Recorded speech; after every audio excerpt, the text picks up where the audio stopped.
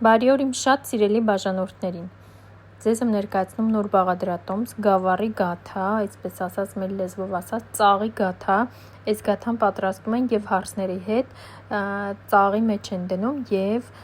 քաղցրություն են ուղարկում փեսայի տուն։ Ինչպես պատրաստել, մնացեք մինչև վերջ, որպեսզի կարողանաք պատրաստել, իսկ տեսեք ինքը այսպես բազմաշերտ, շատ շերտերով ու յուրահատուկ համեղ գաթա է ստացվում։ Այնպես որ փորձեք, եթե չեք փորձել այս բաղադրատոմսը։ Ինչպես միշտ հեշտ է պատրաստելը, եթե մինչև վերջ նայեք եւ նույնը կրկնեք։ Եվ այսպես ինչ է մեզ հարկավոր խմորի համար։ Կարակ, բոլոր բաղադրիչները սենյակային ջերմաստիճանի են, կարակը նույնպես։ Հիմա ինչ եմ անում, իմ բաժակը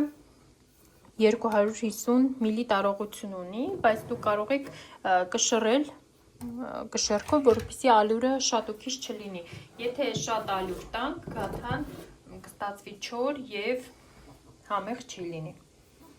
Հիմա կես բաղադրատոմսում 600 գրամ ալյուր է խմորի համար հարկավոր, բայց այդքանը միանգամից չեմ լցնում։ Հիմա 500-450 գրամ լցրեցի, հիմա սա կխառնեմ ալյուրի հետ, իսկ մնացածը արդեն կավելացնեմ վերջում, եթե հարկավոր լինի, որպեսզի շատ ալյուր չտանք։ Հիմա ալյուրն ու կարագը այսպես տրորում եմ։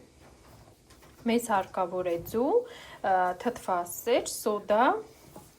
եւ քացախ։ Սա խմորի համար է մեզ հարկավոր։ Հիմա այսպես ձեռքերով կտրորեմ։ Շատ արագ, շատ հեշտ պատրաստվում է մեր գաթան եւ բնականաբար շատ համեղ է ստացվում։ Այնպես որ փորձեք, սպասեմ ձեր արձագանքներին, գրեք մեկնաբանություններ, տեսնեմ ով որտեղից է ինձ դիտում, հետևում, պատրաստում եք, քանի որ պես վերջում շատ մեկնաբանություններ եմ ստանում, որ մեզ հետևում են, ինձ հետևում են մեր հարակից գյուղերից, շատ ուրախ եմ բոլորից, շնորհակալ եմ, որ հետևում եք ինձ, իմ հետ եք, իմ մեծ ընտանիքի, յութուբյան ընտանիքի հետ եք, բոլորիցդ հատ-հատ, այսպես շնորհակալություն եմ հայտնում, որովհետև եթե չլինեք դուք, բնականաբար ալիքը չի զարգանա եւ առաջ չի գնա։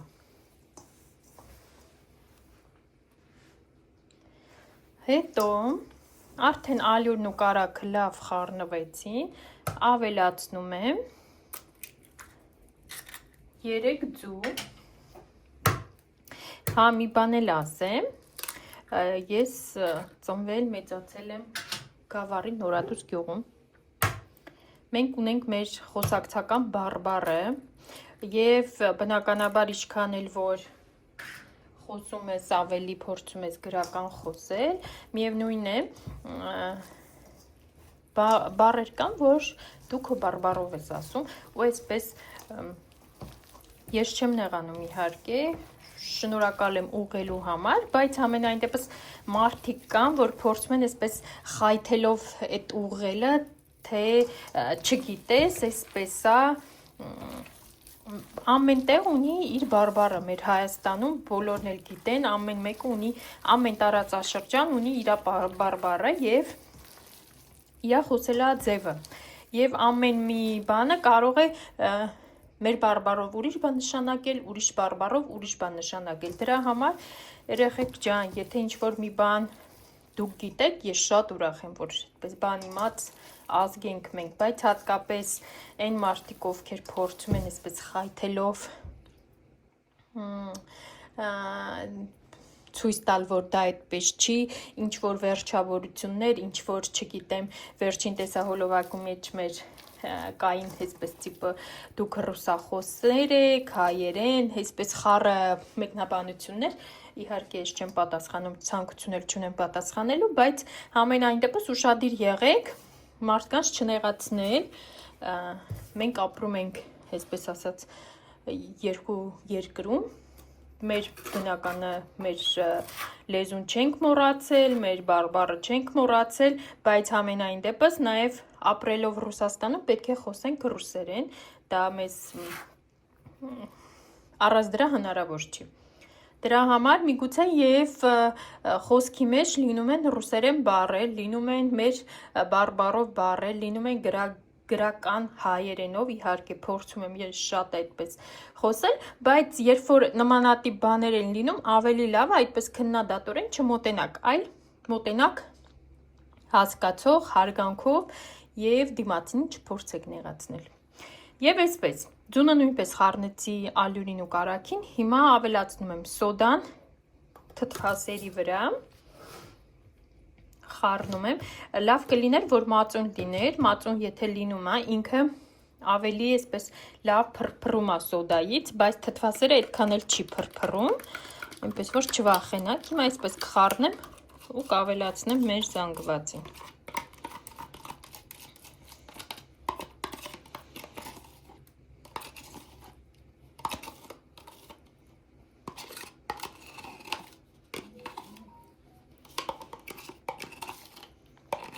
Ջեռոցս արդեն միացրել եմ 220 աստիճանի տակ,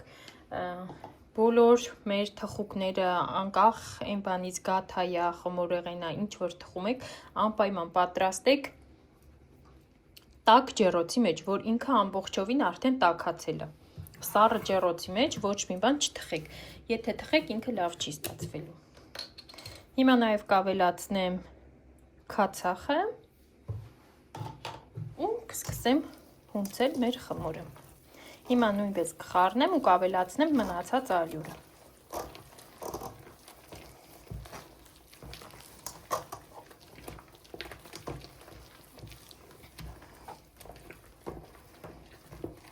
Գաթայի խմորը ես սիրում եմ հունցել ձեռքերով, որպեսզի կարողանաս զգալ այդ ալյուրի քանակությունը, դրա համար միքսեր չեմ օգտագործում եւ խորհուրդ կտամ, որ դուք էլ պատրաստելուց պատրաստեք ձեռքով։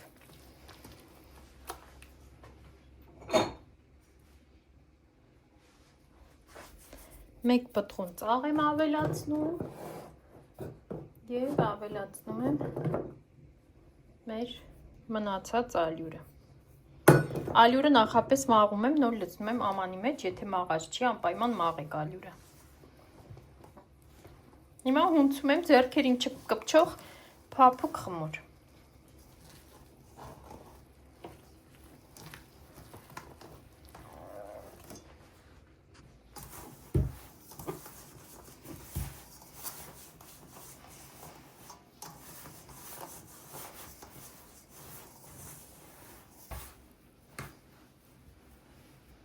Հիմա հունցում եմ, սեղանի վրա ավելի հարմար կլինի եւ այդքան էլ շատ ալյուր ինձ թվում է էլ պետք չի լինի, իսկ եթե ամանի մեջ չունցեք, ձեզ թվալու է, որ ինքը ալյուր է դեռ ուզում։ Բնականաբար կարագը շատ է, ձեռքերի ջերմաստիճանից մեզ թվալու է, որ դեռ կարագ է մեզ պետք։ Դրա համար հիմա սեղանի վրա կհունցեմ շատ փափուկ ձեռքերին չկպչող խմոր։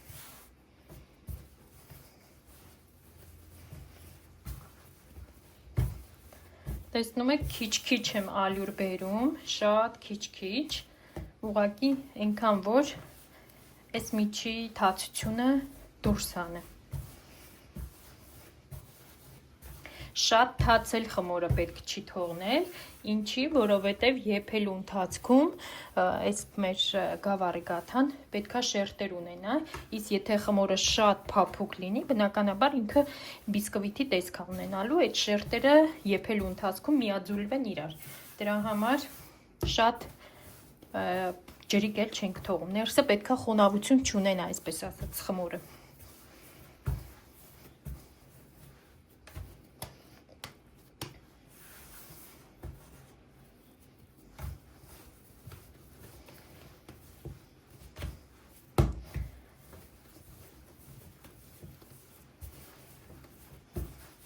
Հիմա ինձ ինչ է հարկավոր անել։ Խմորը մի քանի անգամ այսպես խփում եմ սեղանին, դրանով մեջի թթվածին էլ ավելի եմ շատացնում եւ այս հարվածներից հետո պարզ կլինի ինձ ալյուր հարկավոր է թե չէ։ Եթե ինքը սկսի կպչել, մի փոքր էլ ալյուր կտամ, եթե ոչ, ինքը արդեն տեսեք չի կպչում եւ ամբողջական այսպես էլաստիկ խմոր դառավ, նույնիսկ 2 անգամ խփելուց։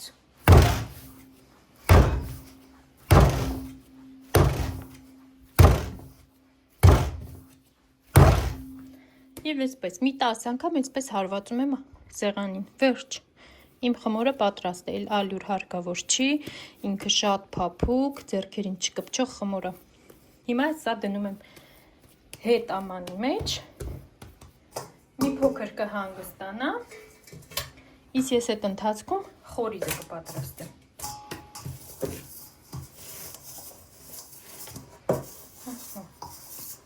Սա թողնում եմ հանգստանա իմ խմորը, մինչ խորիզը կպատրաստեմ, այդքան ժամանակ է հերիքա։ Հիմա պատրաստում եմ արդեն խորիզը, չափել եմ, կարագը շաքարավազ եմ ավելացրել, հիմա պետք է շաքարավազի հետ տրորեմ կարագը, միանման զանգված, միասեռ զանգված ստանամ և կավելացնեմ վանիլինը և ալյուրը, ու մեր խորիզը նույնպես արդեն պատրաստ կլինի։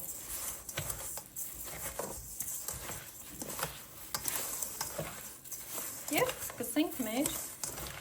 գաթան հավաքել։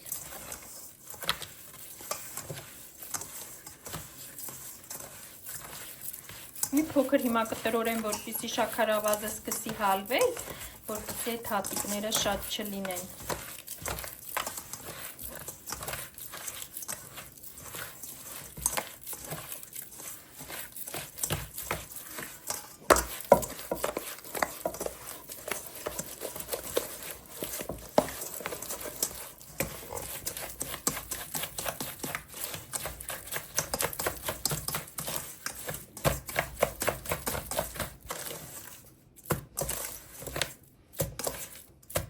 Եվ հարելուց կարագն է սպիտակում և շաքարավազը սկսում է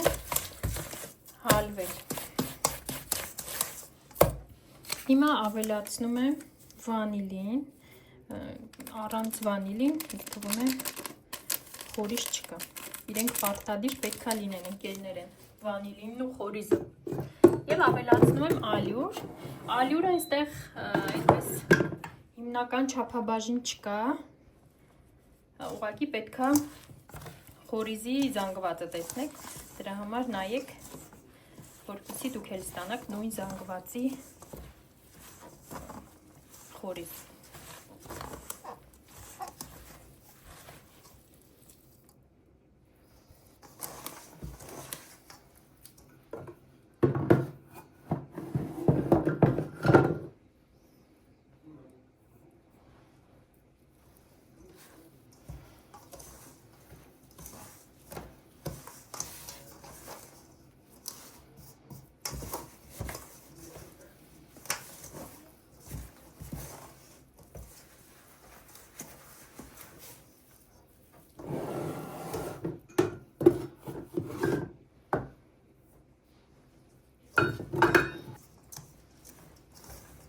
Արդեն իսկ նման է, բայց մի փոքր էլ կարիք կա։ Հիմա մոտիկացնեմ, տեսեք ինքը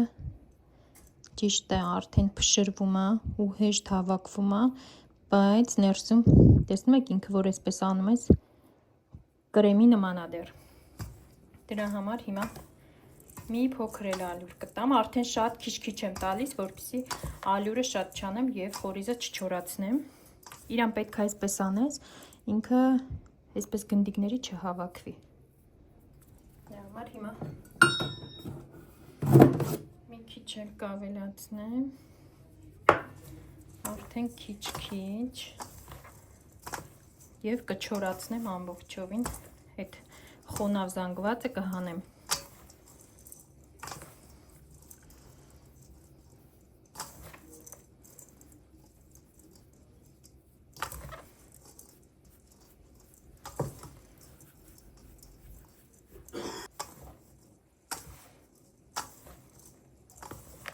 Եվ վերջ իմ խորիզը նույնպես արդեն պատրաստ է, ինքը այսպես ռասիպչտի փշրվող, ոնց կլինի ռասիպչտի, երևի փշրվող զանգված ենք ստանում, բայց ինքը շատ հեշտությամբ հավաքվում է ու շատ հեշտությամբ է քանդվում։ Եվ վերջ, սա է խորիզի բաղադրությունը։ Ալյուրը մոտավորապես 2 բաժակ ու կեսից ավել եմ լցրել, դրա համար դուք անպայման այսպես քիչ-քիչ լցնելով կտեսնեք ինչքան ալյուր է գնում, որովհետև կարակները տարբեր են, շաքարավազը տարբեր է եւ այս խորիզը հիմնական այսպես բուն բաղադրատոմս չեմ կարող ասել, պետքա տեսնեք վերջնական արդյունքից։ Ու վերջ, ջեռոցս արդեն տաք է, հիմա սկսում եմ գաթայի հավաքելը, որը շատ հետաքրքիր ու հեշտ ձևի է հավաքվում, որպեսզի այդ ամբողջ թերթիկները ստանանք։ Եվ այսպես, քանի որ խորիզն էլ արդեն պատրաստ, հիմա բաժանում եմ խմորը 3 գնդի, բայց այս խմորից ստանում ենք մի հատ մեծ ամբողջական գաթա։ Հիմա ինչի 3 շերտ, կտեսնեք քիչ անց։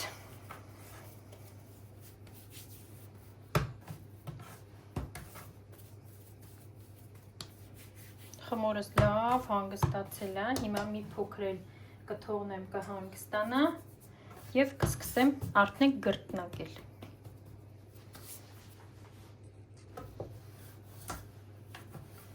Հիմա գրտնակում եմ, ոչ շատ հաստ, ոչ էլ շատ բարակ։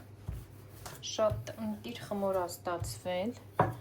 պղպճակներով, այսպես, եթե տեսնում եք, շատ ընտիրը, տեսնում եք պղպճակները։ Գրտնակելուց նույնպես շատ ալյուր չենք տալիս, այնքան որ այսպես ցանում ենք վրան։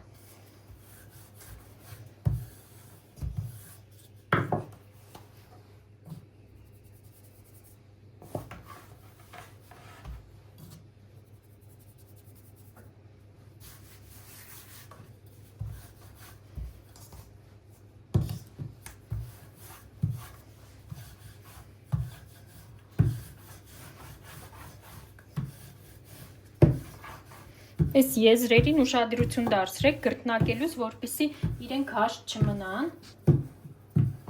և խմորը ամբողջովին մի հաստություն ունենա։ Մի հատ էլ ալյուր անեմ։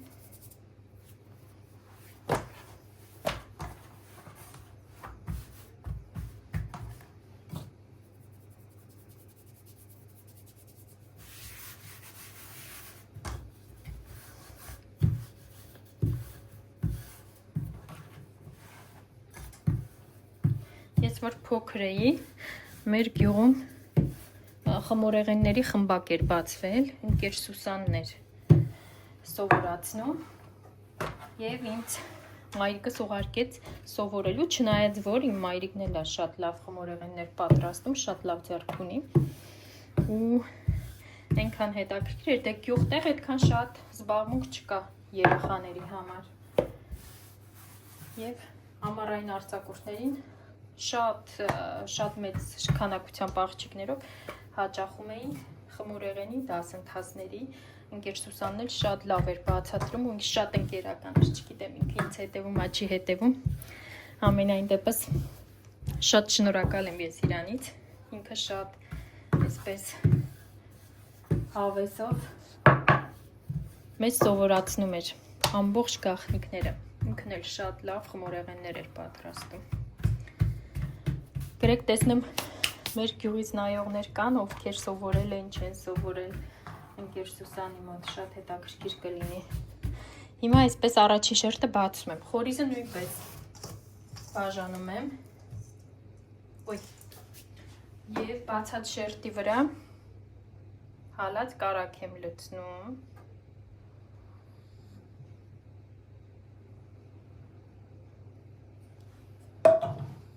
Տարածում եմ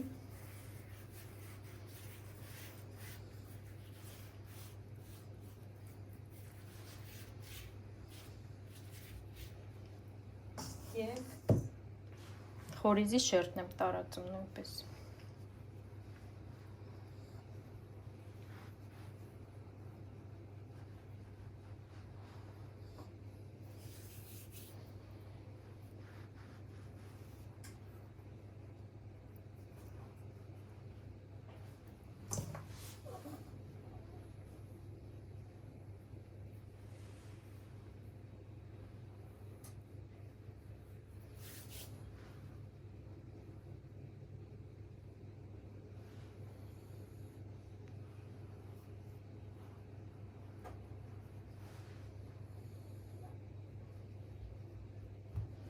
Այսպես լավ մի հատ ձեռքերով անցնում ենք, որպեսզի խորիզը չփշրվի եւ հաջորդ շերտն ենք գրտնակում։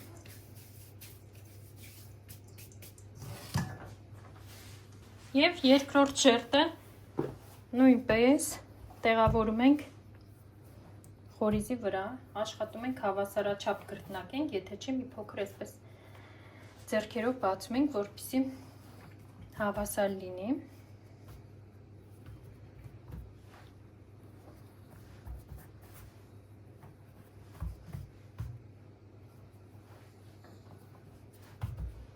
Եվ ևս մեկ անգամ գցում ենք կարակ։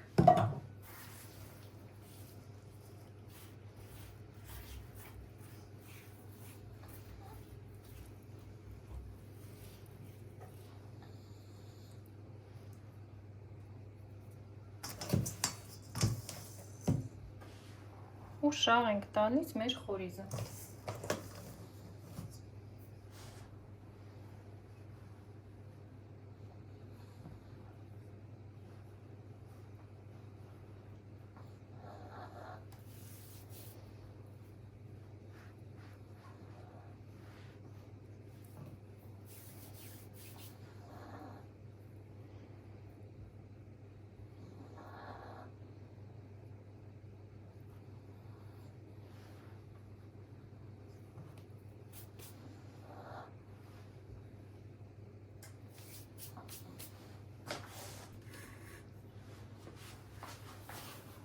Եվ վերջին երրորդ շերտը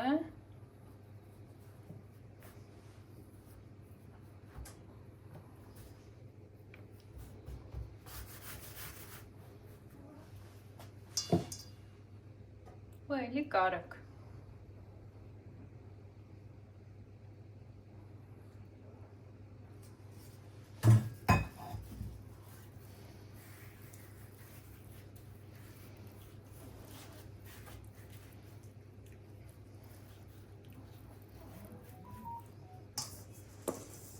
Վերջին խորիզը։ 3 գունդ ենք բաժանում, խորիզը նույնպես 3 մասի ենք բաժանում։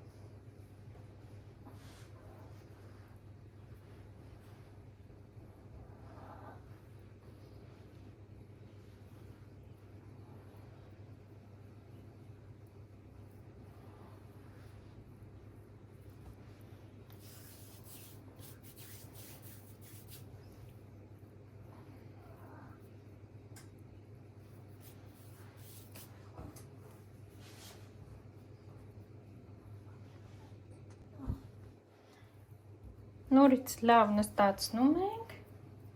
շատ չեք սեղմում, որպեսզի ներքևի շերտերը չխառվեն իրար, ուղղակի, որպեսզի հիմա ծալենք, խորիզը չքանդվի։ Մի հատ այսպես եմ բերում,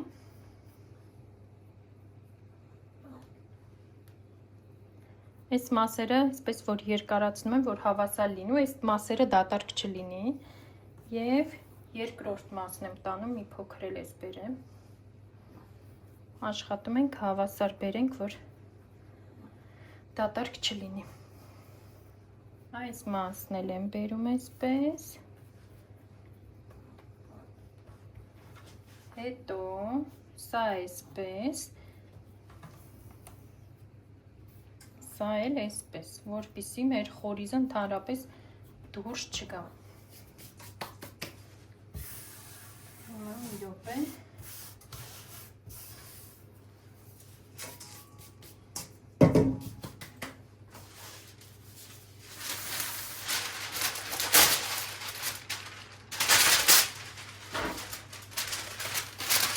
Հիմա արդեն միանգամից կբացեմ յուղաթղթի վրա, սա նույնպես ծալում եմ, կբացեմ յուղաթղթի վրա, որպեսզի միանգամից տապակի մեջ տեղափոխեմ։ Շատ զգուշությամբ հիմա գրտնակում ենք։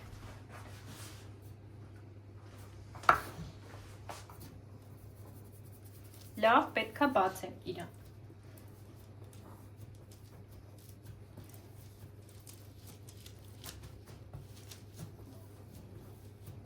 Այսպես գրտնակով հիմա կտափակացնեմ, նոր կգրտնակեմ։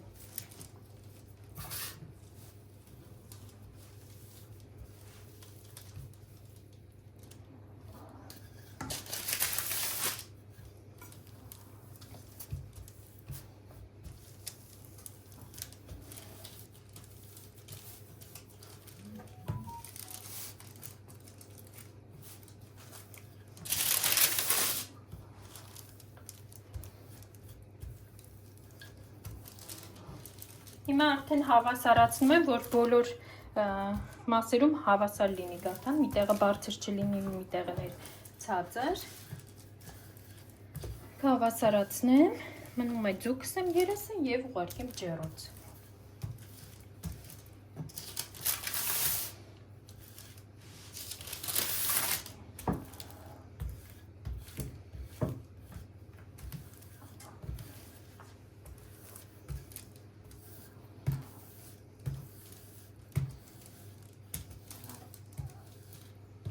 Այսպես մեր գեղեցկուհին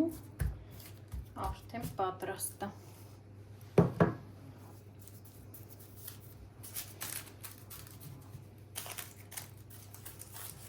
Այս ամբողջական գաթան պատրաստում են եւ հարսների հետ մեր կողմը այդպես է կոչվում փայ են ուղարկում։ Այսպես ամբողջական 2 թե 3 չգիտեմ հաստատ չեմ կարող ասել, բայց մեկից ավել 2 թե 3 հատ այսպես ամբողջական գաթա են ուղարկում հարսի ծաղի հետ, այդպես են ասում մեր մոտ, չգիտեմ որտեղ ոնց են ասում։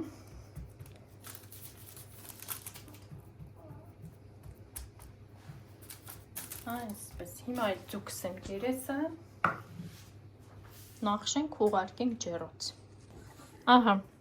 նախշեցի երեսը, ձուն կսեցի, իհարկե լավ կլիներ, որ ձվի դեղնուցի հետ նաև կաթ կսեի, կաթ չունեի, եթե կունենաք անպայման մի փոքր կաթ խառնեք դեղնուցին։ Հիմա այսպես պատարակաղով ծակծկել եմ, անպայման ծակծկեք, որպեսզի եփելուց չուռի։ Ու ուղարկում եմ ջեռոց։ Կմիանամ, երբ որ պատրաստ լինի։ Եվ վերջ իմ գաթան արդեն պատրաստ են, նույնիսկ համտեսել ենք, այսպես կողքից կտրել ենք, այսպեսի գեղեցիկ շքեղ տեսք ունի, համը անմահական էր։ Դե ինձ սիրելիներս այսօր այսքանը, հաջողություն, մինչ նոր համեղ եւ հետաքրքիր հանդիպումներ։